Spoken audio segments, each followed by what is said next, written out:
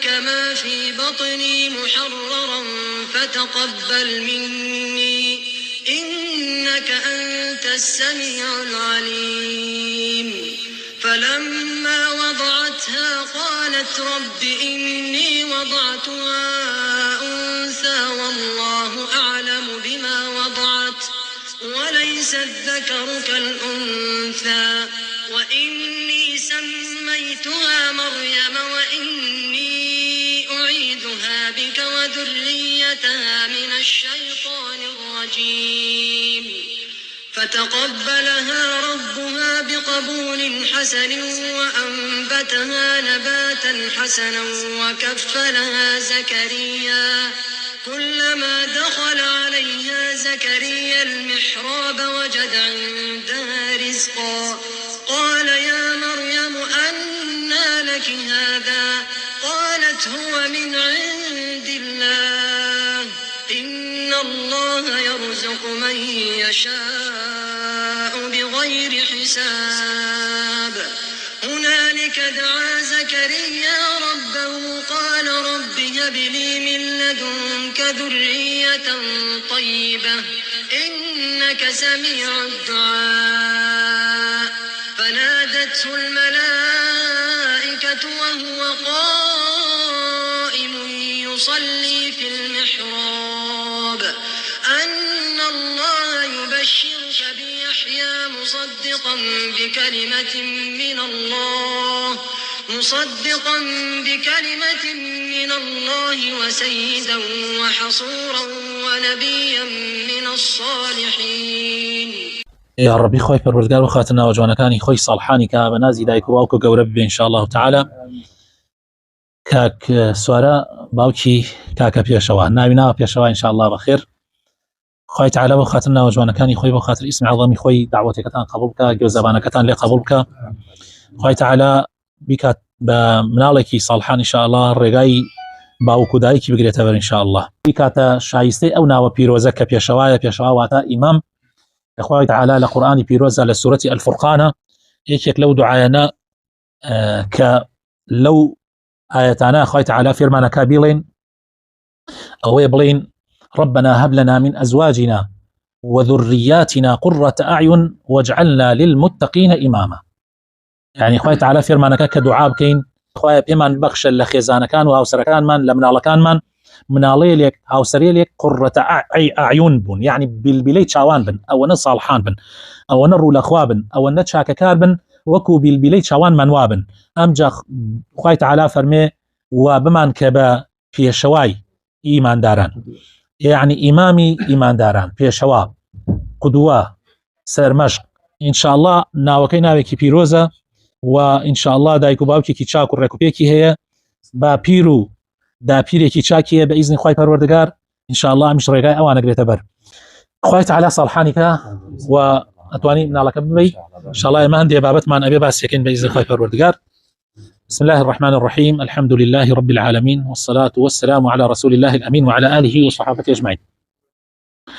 برا خوشوي سكانم برا بالرزكان طبعا لا شريعتي بيروزي إسلاما منال زور گرنگی پێدراوە زۆر گرنگی پێدراوە هەندێک لە پێغەمبەرەکان دوعای تایبەتیان کردووە کە خوای تعالی مناڵیان پێ ببەخشێت. ئەوە پێغەمبەر ئیبراهیم عەلەیهی سەلام، ئەوە پێغەمبەر زەکەریایە، زۆرێک لە پێغەمبەران حتى پێغەمبەری خۆمان صلی الله علیه و سلم زۆر حەزی کردووە مناڵی ببێ بە تایبەت کوڕ. بۆچی؟ خۆ طبعا کوڕ و کچ فەرقیان نییە، یارە کەسێک کچی بێ حەزەکە کوڕیشی ببێ، کەسێک کچ کوڕی ببێ حەزەکە کچیشی ببێ. بەڵام کوڕ بۆ هەڵگرتنی ئەمانەتی پێغەمبەرایەتی ئەوە کەمتر ئافرەت دەتوانێت پێی هەڵسێ، وەکو دایکی مەریەم داوا ئەکا کە خوای تعالی کوڕێکی پێ ببەخشێ بۆی بکا بە خزمەتکاری بەیت المەقدس، بەڵام خوای تعالی کچی پێدا کە کچی پێدا ئەڵێ خوایە تۆ کچت بە من بەخشی وەلەیسە الذەکەر کەلئونثا. طبعا کوڕ وەکو کچ نییە، یعنی هەرگیز کوڕ ئەو کارێک کە کوڕ ئەتوانێ بیکا کچ ناتوانێت ئەنجامی بدا لە بەڕێوەبەرایەتی لە بەڕێوەبردننی کاری بانگەواز. زۆر جار کوڕان ئەتوانن زیاتر پێی هەڵسن. بۆیە ئێمەش حەقە زۆر دڵمان خۆش بێ کە خوای تعالی گەر مناڵێکمان پێ بدا. خوای تعالی ملائکەی ناردووە مژدە بدا بە ئیبراهیم، ملائکەی ناردووە مژدە بە زەکەریا کە مناڵیان ئەبێ. بۆیە ئێمەش حەقە زۆر دڵمان خۆش بێ و بە مزگەێنی بزانین و بە شتێکی زۆر مبارەک و چاکی بزانین. طبعا نابێت ئێمە وەکو مسلمان فەرقی نێوانی کچ و کوڕیش بکەین، ئەوە زۆر گرنگە. زۆر کەسەیە ئەوە یعنی بۆتە خەمی بۆتە پەژارەی. من مامۆسایەکە مەبوو زۆر جار ئەوەی باسە کرد، ئەویت هەر ماڵێ پێشەکەکەی ئەگەر کچ بێ ئینشاءالله مبارەکە. يعني ما بۆ دڵخۆشیەت بۆ ئەوەی کە ئەو کەسانی کە کچیان ئەبێ. خوای تعالی فەرمی لە قورئانە يهب لمن يشاء إناثا، يعني کچ ئەخاتە پێش، ويهب لمن يشاء الذكور، يعني خوای تعالی کچ بە کەسانێک ئەبەخشێ و بە کەسانێک کوڕ ئەبەخشێ. دیارە لێرە کچی پێش خستووە، دیارە ئەوەش هەر خۆی بۆ بەرەکەت و بۆ اینە بۆ ئینسانی مسلمان نابێ وەکو کافرەکان بێ کە کاتێک مژدەیەکیان وإذا بشر أحدهم بالأنثى ظل وجهه مسودا وهو كظيم، يعني ئەگەر مژدەی کچێکیان پێ بدرایە دەمچاوی دائگیریا و ڕەشدا ئەگیریا و بێتاقەت ئەبوو پڕ لاو دڵی لە خەفەت ئەبوو چێ کچی بووە. يتوارى من القوم من سوء ما بشر به، خۆی ئەشاردەوە لە قەوم لە خەڵکی لە خزمەکانی لەبەرەوەی ئەمەنە پێی ناخۆش و مژدەکە بۆ خەڵک بڵێن چیت بووە، شەرمێکت بڵێ وەڵا کچم بووە. بەڵام ئینسانی ئیماندار نە. پێغەمبەری خوا صلی الله عليه وسلم کوڕی نەماوەتەوە، چەندێک کوڕی بووە هەر زۆر بە مناڵی وفاتیان کردو. ئیبراهیم لە ساڵ و نیما وفاتی کردو، ئەوانی تریش مناڵتر، بەڵام کچەکانی بۆ ماوەتەوە پێغەمبەری خوا صلی الله عليه وسلم هەتا خۆی لە دژیانا بوو فاتیمە هەرما لە پاش خۆی فاتیمە وفاتی کرد، بەڵام ئەوکانی تر پێغەمبەری خوا صلی الله عليه وسلم خۆی ناشتیانی، خۆی نایانی قبر. بۆیە ئینسانی ئیماندار نابێت لەوە خەمبار بێ، بەڵکو بێت دڵخۆش بێ بە هەر قسمەتێکە خوای تعالی کاتە نصیبی. کچی وا هەیە بەقەدەر دەکوڕ خزمەتی دایک و باوکیەکە، خزمەتی ئەو ماڵاکە. بەڕاستی زۆرێک لە ئێمە بیستیمانەتەوە بە چای خۆشمان بینیمانە کە چۆن دایک و باوکە بووە هەموو کوڕەکانی حەساوکە دووریان گرتووە کاتێک کە پیر بوون و کەس نەبوو خزمەتیان کە، بەڵام کچەکان خزمەتیان کردووە. کچ وا هەیە مستەقبەلی خۆی سوتاندووە لەبەر خاتری دایک و باوکی، مستەقبەلی خۆی هەر کامل. ئێستا من ماڵێک ئەناسم دوو کچن ماونەتەوە، طبعا برایەکیانیش هەیە، براکەیان هەر بە گەنجێتی ژن هێنا بۆ خۆی دایک و باوکی بەجێ هەڵا و دوورکەوتەوە، شوێنی ژنەکەی کەوت و دوورکەوتەوە.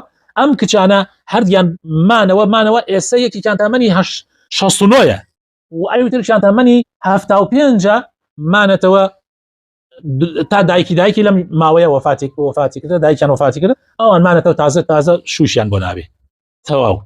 يعني خۆیان کردە قوربانی دایک و باو، بەڵام چی کوڕێکەیە ئامادەیە ژن نێنێ خۆی بکا بە قوربانی دایک و باو. باوەڕ بکەن لە ملیۆنێک کەسە، ناڵێم لە 1000 کەسە، لە ملیۆنێک کەسە یە کوڕنی ئاوابی نییە، بەڵام لە 100 کچە چەندین کچێ وایە. بۆیە قەت دڵمان بێتاقەت نەبێ کاتی خوای تعالی کچمە، بەڵکو کچ بەرەکەتی ماڵە، خێری ماڵە، هەموو شتێکە بەڕاستی. هەروەها ئێمە ئیماندار جگەلەوەی کە دڵمان خۆشە بێ کە خوای تعالی مناڵمان پێبەخشێ، بە هەمان شێوە ئەبێ ئەو سنەتانە جێبەجێ بکەین کە پێغەمبەری خوا صلی الله عليه وسلم جێبەجێ کردووە.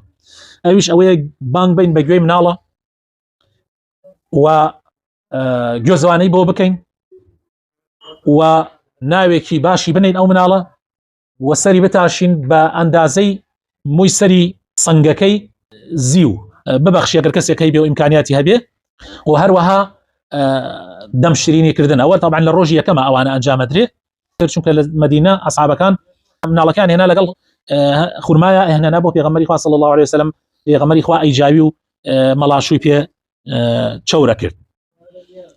طبعا گوێزەبانەکەیش زۆر گرنگە. رسول الله فەرمێ صلی الله عليه وسلم فەرمێ الغلام مرتهن بعقيقته، مناڵ بارمتە کراوەتە ئەو گوێزەبانەیەوە کە بۆ یەکرێ. بارمتە یعنی ڕەهن کراوە. زانایان دوو تەفسیریان هەیە بۆ ئەم حەدیثە. کۆمەڵێکیان ئەڵێن مناڵ بارمتە کراوە یعنی ساڵحبوونی ئەو مناڵە بەسراوەتە ئەو لە دنیا، یعنی بەسراوەتە ئەو گوێزەبانەوە کە بۆ یەکرێ. یعنی ئەگەر ئەو مناڵە ساڵح نەبوو دوای باوکی لۆمەی خۆی بکاکە چونکە گوێزەبانەی بۆ نەکردووە، ئەگەر ئیمکانیاتی هەبێ و بۆی نەکردبێ. هەندێکی تر لە عولەما وا لە یەکێدنەوە ئەو بارمتەیە بۆ قیامەتە، یعنی لە قیامەتە شەفاعەتی ئەو مناڵە بەسراوەتە ئەو گوێزەبانەوە کە بۆ یەکرێ. یعنی لە قیامەتە ئەو مناڵی کە گوێزەبانەی بۆ کراوە شەفاعەت بۆ باوکیەکە، شەفاعەت بۆ باوکیەکە کە ئەم سنەتەی جێبەجێ کردووە. طبعا گوێزەبانەکەش ئەوەیە کە بۆ کوڕ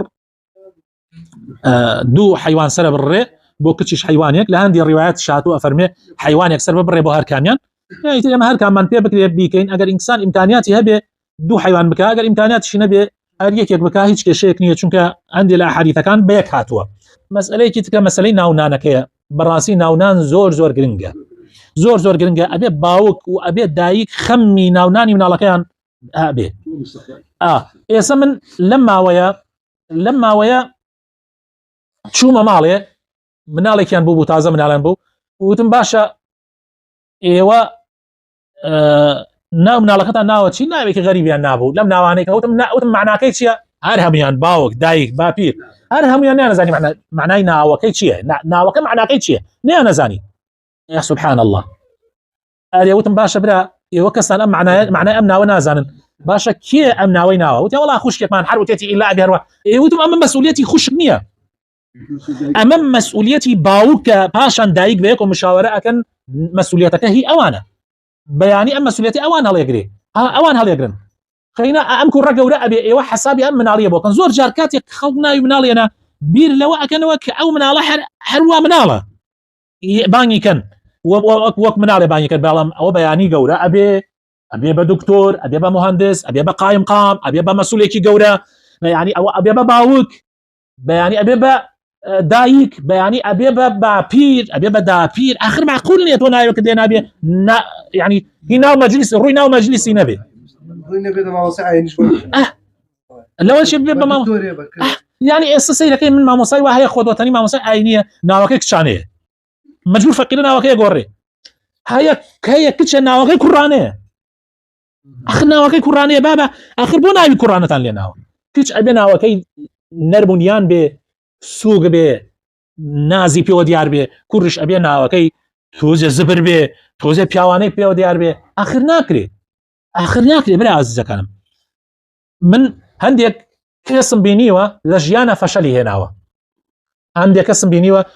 فەشەلی هێناوە دوایی تۆزێ چوومەتەن بنجوانی مەوزوعەکە سەیرم کردێ فەشەلەکەی بەهۆی ئەوە بۆ چووکە ناوەکەی کەلکی ناوی مەجلیسی نەبووە لە ڕووی نهاتۆ مەکتەبەوە بکە لە ڕووی نهاتۆ بڕە بەردەوام کاتی ناویان خوێندوتەوە هەموو خەڵک پێکەنیە بە ناوەکەی ئیتر لە ڕووی نهاتە بڕۆ بە مەکتەب. یەکێک ڕۆژێکا من گوێم لە چیرۆکێک بوو باسێک کرد ئەویت کابرایەک باسێک کرد لە سجنا بوو کابراکە هەموو جارێ باوکی ئەهات سەردانیە کرد کاتی مواجهە باوکیشی هات بۆ مواجهەی هەموو جارێ باوکەکەی ئەهات ئەویت بە نێت ڕۆژێکیان زابەتی سجنەکە تووڕە بوو لێی وتی باشە تۆ بەشەری هەموو جارێ باوکت دێ بەو پیریە ئەبێ بڕاتە دواوە قەینە بۆ مواجهەی ناکەی هەر نەیوت زۆری لێ کردوتی بەخوا نەیڵێ ئەتخەمە ژێرداریز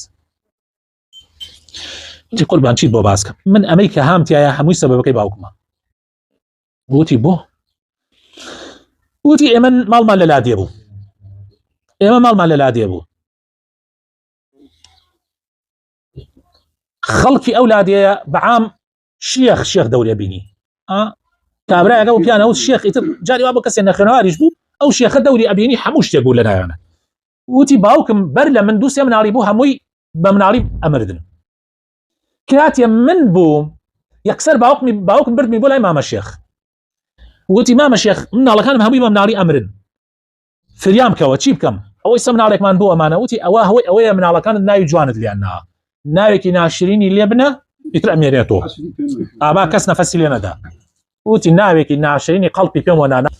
وتی منیش تەواو ئەو ناوە من مناڵ چوزانێ حتا بەرە گەورە ئەبووم تا چوومە مەکتەب وتی ئیتر کە حتا سەفیەک و دوو سێشم بڕی وتیان نەمەزانی وەزعەکە چییە بەس وتی هەر کاتێ ناوەکە بانگ ئەکریان لە ساحەی ڕۆژی پێنجشەمان کە کۆ بینەوە وتی گشتی پێەکەنی وتی بەرە شکیامەوە وتی تر تااقەتی مەکتەب زۆر نەما بەس باوکم بە زۆر ئەمینات تا شەشم بڕی بە هەر حاڵێ بوو متەوەستە ڕۆیشتی نەشار لە دێ متەوەستە نەبوو چووی نەشار لە ماڵی مامێکم مامەوە کە ماڵیان لە شار بوو. وتی هەر لەگەڵ یەکەم ڕۆژا کە ناوەکەم لەناو ئیدارە ناوەکەمیان خوێندەوە وتی مامۆساکان هەمووی پێکەنین وتی ئەمجا لە دوای لە ساحە ناومیان خوێندەوە وتی هەر هەمووی پێکەنی وتی ئیتر من تەواو تااقەتم نەما. وتی ڕێیترم گرتە بەر وتی ڕۆیشتم ئەمامەوە لە دەرەوە نەڕۆیم وتی تر مامۆس مدیر نادێشن مام بانکریا دو سێ جار وتی کاکە لێکیاندانەوە مشکلەکەم هۆکاری چییە وا من ناڕۆمە ناو پۆ لەو ناڕۆمە مەکتەب لە ماڵ دەرەچم لە ماڵی مامەم بەس ناچمە ناو لەگەڵ تەلەبەیش ئەڕۆمە بۆ ماڵ وتی زانیان مامۆسا مدیرەکان زانیان کە مدیر و مامۆساکان زانیان کە هۆکارەکەی ناوەکەیە وتی ناردیانە شوێنی باوکمە لە لادێەوە کە بێت ناوی ئەم کوڕە بگۆڕە وتی بەخوا مامەشێخ ناوی لە ناوە نایگۆڕم ئەگەر دنیایەک بگرێت وەرە وتیان بابە بیگۆڕە بەخوا ئەم مناڵەتە دوای لە ژیانە وتی بەخوا نایگۆڕم وتی نەیگۆڕی وتی منش ئیتر بەرە فەشەلم هێنا بووم بە هاوڕێی بڕێک جەردە و دز لە دزی بچووکە دەی تا دزی گەورە و لە دزی گەورەیە گرتمیان و ئەمە ئێستا شوێنی منە و 15 ساڵیان بۆم بڕێتەوە من ئەمە حاڵمە حەقە من باوکم هات بچم بۆ لای